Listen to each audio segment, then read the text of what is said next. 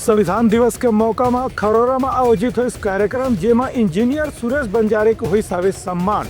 भारतीय संविधान के स्थापना 26 नवंबर के दिन में करे गिरी से एला सुरता करत संविधान दिवस के मौका में खरोरा में भी एक भव्य कार्यक्रम के आयोजन करेगी। संगे संग बाबा साहेब डॉक्टर भीमराव अम्बेडकर सुरता भी करेगी से यह मौके में छत्तीसगढ़ राज्य स्तरीय प्रादेशिक सम्यक प्रबोधन और सम्मान समारोह के आयोजन में गुरु घासीदास सांस्कृतिक भवन में विशेष कार्यक्रम के आयोजन करेगी, जेमा राज्य अलंकरण अवार्ड से सम्मानित इंजीनियर सुरेश कुमार बंजारे भी यहाँ अभिनंदन करेगी से अकादमी के संरक्षक सुशीला देवी वाल्मीकि और प्रदेश अध्यक्ष GR बंजारे के मुख्य अतिथि में एक विशेष कार्यक्रम में पत्रकार रोहित वर्मा भी मौजूद रही हैं। संगे संग साहित्यकार बुद्धिजीवी मन के भी एक कार्यक्रम में सम्मान करेगी।